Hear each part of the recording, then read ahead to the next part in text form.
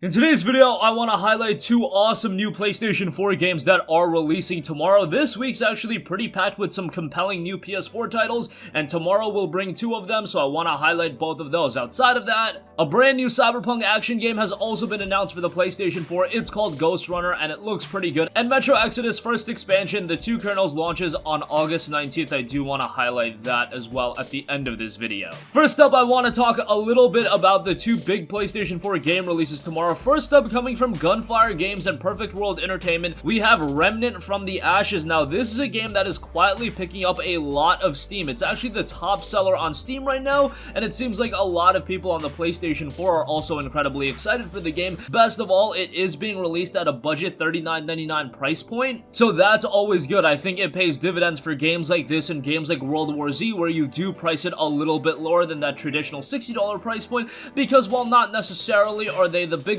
game in the world, but the price also reflects that, and it's a little bit easier on our wallet, especially during this, later in the year season where there's so many games coming out. A game here or there being priced a little bit less than $60 is definitely appreciated. So for those of you that don't know what Remnant from the Ashes is, let's go over it. The game is set in a world that has been thrown into chaos by an ancient evil from another dimension. As one of the last remnants of humanity, you must set out alone or alongside up to two other survivors to face down hordes of deadly enemies to try to carve a foothold, rebuild, and retake what was lost. So of course, it notes that you can go it alone or you can team up with two other people. That's interesting because that means that this is a cooperative experience. However, it's a cooperative experience supporting up to 3 players. That's pretty interesting given that if we do have co-op games, it's usually 2 players, 4 players. Never do we really see 3-player co-op games. But nonetheless, that's what we have here. Remnant from the Ashes is a third-person survival action shooter set in a post-apocalyptic world overrun by monstrous creatures. As one of the last remnants of humanity,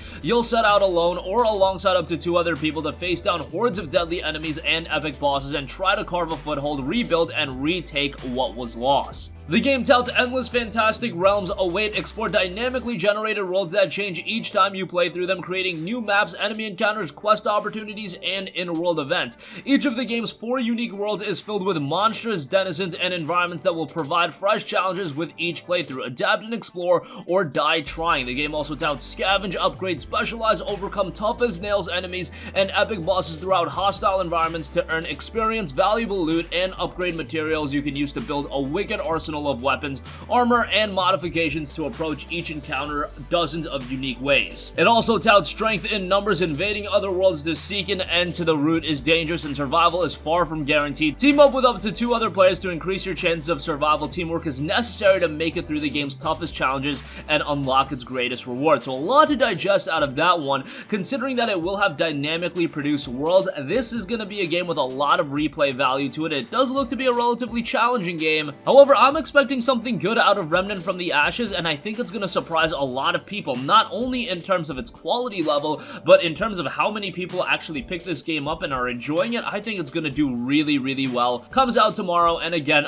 best of all, it's going to be priced accordingly at $39.99. Next up, I do also want to tout the new game that's coming from Double Fine Productions and being published by Bandai Namco. It is Rad. Rad is a 3D action roguelite set in a post-apocalyptic world. So what is a post-apocalyptic world? Well, a post-apocalyptic world is after the world ends. A post-apocalyptic world is where humanity has faced Armageddon not once, but twice. Yes, it's a little bit interesting in premise and a little bit zany as well, but that's come to be expected from Double Fine. It's a 3D action roguelite, and you play as a teenage protagonist. You must venture into the fallow, an ever-changing radioactive wasteland filled with unknown and unspeakable creatures. But humanity's future comes at a great personal cost, as the deeper you journey into unknown lands, the more you will expose yourself to gnarly toxins which will wreak havoc on your fragile human form. The fate of the world depends on you, your trusty bat, and whatever strange new abilities you gain as the world around you ravages your body, twisting and mutating you into something far less than human, but far more powerful. But forget all that, go grab that sweet bat and help save the world, or what's remaining of it anyway. The game has a 74 on Metacritic, which I would say is pretty good. The reviews continue to trickle out, and the game will be officially released tomorrow. So Rad is one I don't expect it to be an absolute home run like I do with Remnant from the Ashes, but I do expect it to be a quirky little game, and it's nice to see games like this alongside the bigger game releases. And given that it is Double Fine Productions, I do think that this is one that could be a standout come tomorrow. We'll see how it turns out again when it does release tomorrow, and we have a little bit of an insight given that the Metacritic score is looking pretty decent right now at a 74.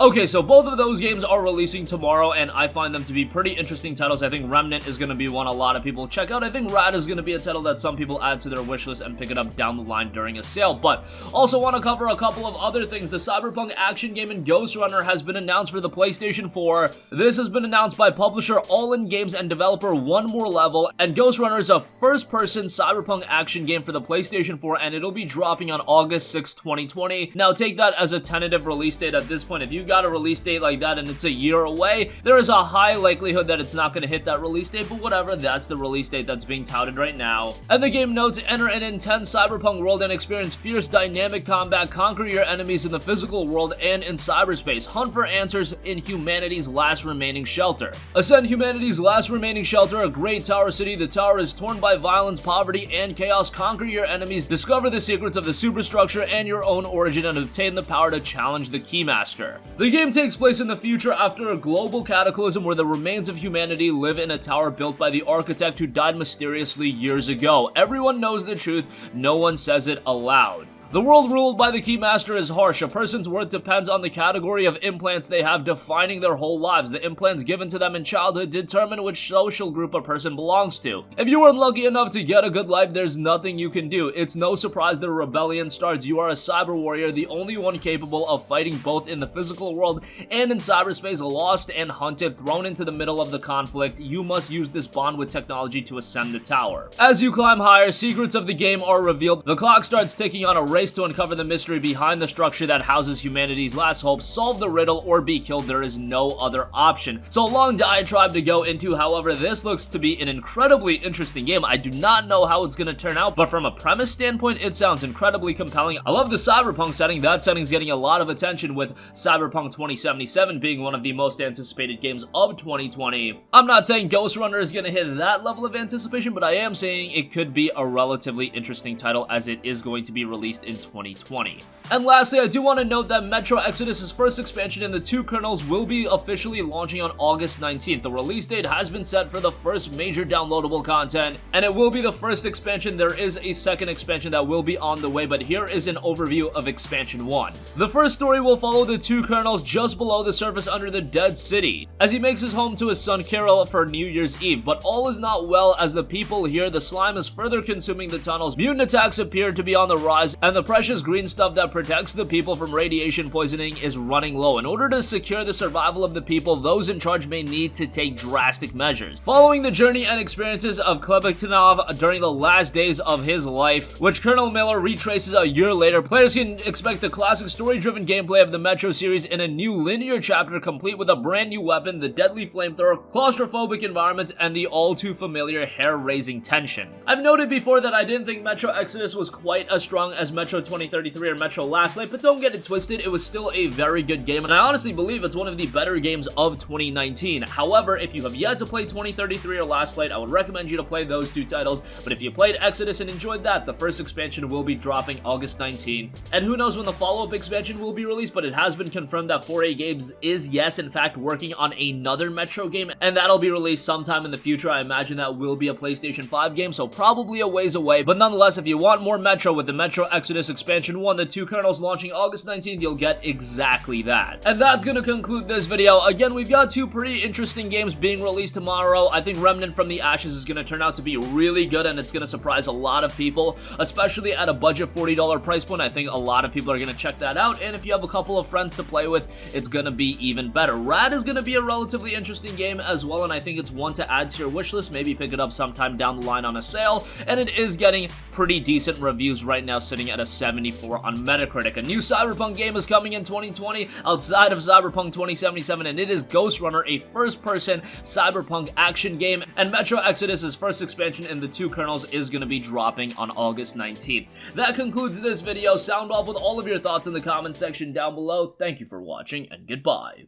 Hey guys, we hope you enjoyed the video, and if you did, make sure to hit the subscribe button, and if you're already subscribed, do us a favor and hit the bell icon. This way you'll be notified whenever we post a new video. That's the best way to keep up with all of our uploads, and we usually try to upload 2 videos a day. And with the bell icon hit, you'll be notified whenever we do upload a video. As always, thanks for watching.